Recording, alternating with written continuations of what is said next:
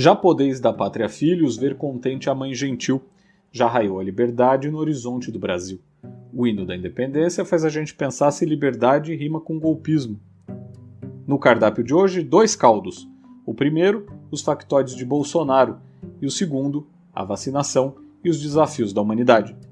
Ouvidos atentos, cabeças abertas, que a mosca vai decolar. Ricardo Boechat dizia sempre que o brasileiro médio estava preocupado com o mundo real, com o Brasil real, aquele que existe nos supermercados, nos postos de gasolina, nas filas de emprego.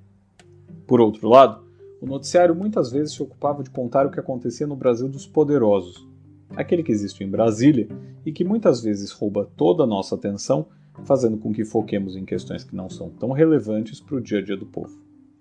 Lembrei dessa ideia de Boechat porque o presidente Bolsonaro tem gastado muito de seu tempo com bravatas contra a democracia, contra ministros do Supremo, contra a urna eletrônica, mas pouco ou nada apresenta como solução para os problemas reais e concretos do país.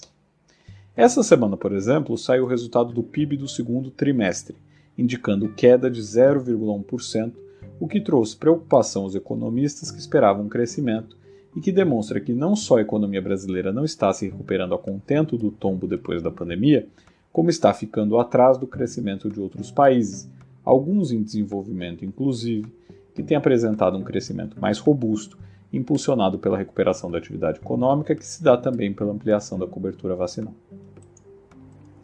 No entanto, ocupar-se de questões concretas traz sempre um problema. Você abraça um eventual insucesso à medida que você se ocupa dele.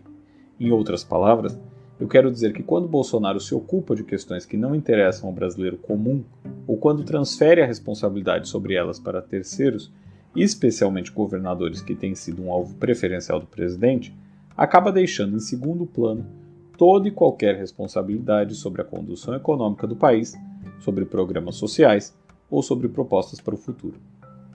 E ao ocupar-se de questões como ameaça golpista, o comunismo inexistente, armas, kit gay, além de ataques a outros poderes, o presidente faz com que toda a agenda relacionada a ele seja pautada por isso e não pelo que de fato importa para a nação.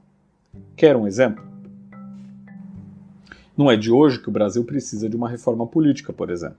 Ter mais de 30 partidos em um sistema proporcional que afasta a capacidade do eleitor de acompanhar e cobrar seus representantes no parlamento, além de um presidencialismo que potencialize muito os poderes do chefe do executivo, mas o torna refém de um Congresso fracionado, gera um ambiente muito favorável às inúmeras crises, como aquelas que temos assistido desde a promulgação da Constituição de 88. Reformas desse sistema até foram tentadas, não pelo governo Bolsonaro, mas nenhuma delas teve sucesso. E Bolsonaro, que na campanha dizia ser totalmente contra a forma de governar baseada no toma lá da cá e no loteamento de cargos, hoje tem justamente no centrão a sua boia salva-vidas. No entanto, a economia, aquela negligenciada por Bolsonaro, faz com que a popularidade dele se desmanche, encarecendo no final das contas o apoio dos partidos ao governo. Ou seja, a fim de manter alguma governabilidade frente à instabilidade econômica e consequente queda de popularidade, o governo acaba por ceder aos ditames do parlamento fracionado, que amplia a fatura e fere ainda mais com suas medidas o bolso do brasileiro comum, aquele que não está podendo se ocupar do mundo irreal de Brasília pela precária situação em que passa.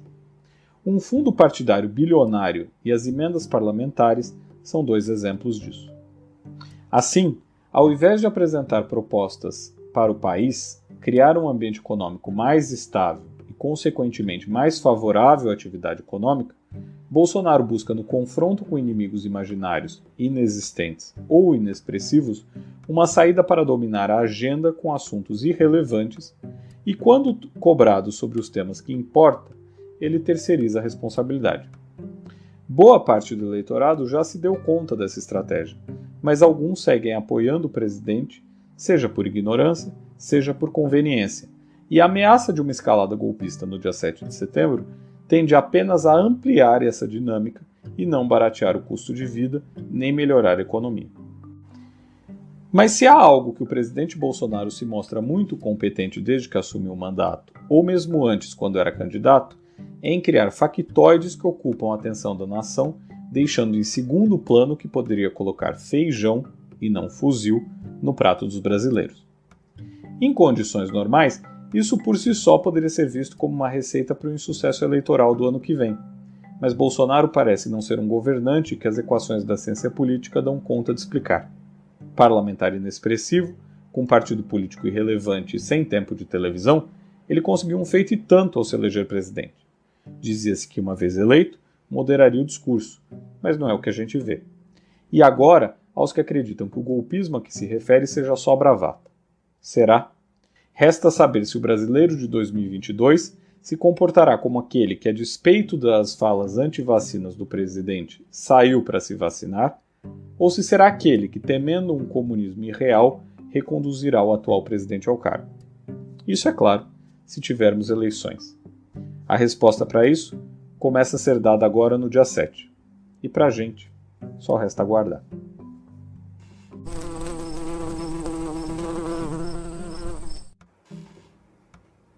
Quando a pandemia começou, muitos questionavam sobre quando seria possível termos vacina para a Covid-19. À medida que as vacinas foram sendo desenvolvidas, os países foram comprando as doses e foi ficando cada vez mais claro e evidente que os países mais ricos e com menor população conseguiriam ter uma cobertura vacinal mais rápida e mais ampla, sobrando para os países em desenvolvimento uma segunda leva e para os países pobres uma vacinação lenta, demorada e que ninguém sabia claramente como se daria. Quando as vacinas começaram a ser distribuídas no final do ano passado, o que assistimos foi exatamente isso. Países mais ricos vacinando sua população com maior rapidez e outros em uma fila, aguardando com expectativa o desenrolar dos fatos. O que evidencia não só como funciona o mundo, mas como funciona também o ser humano. Afinal, farinha pouca, meu pirão primeiro. Antevendo esse problema, a Organização Mundial de Saúde, OMS, tratou de criar um consórcio para que os países ricos se comprometessem a destinar doses também aos países mais pobres, e naquele momento, as variantes nem eram a principal questão. Ocorre que agora, mais de um ano depois da pandemia e cerca de 10 meses depois do início da vacinação, assistimos ao surgimento de novas variantes, aplicação desigual de doses, necessidade de doses de reforço e uma parte substantiva da população mundial sem acesso à vacina. E isso preocupa muito os cientistas porque, sem uma ampla cobertura vacinal, variantes mais agressivas ou resistentes podem surgir.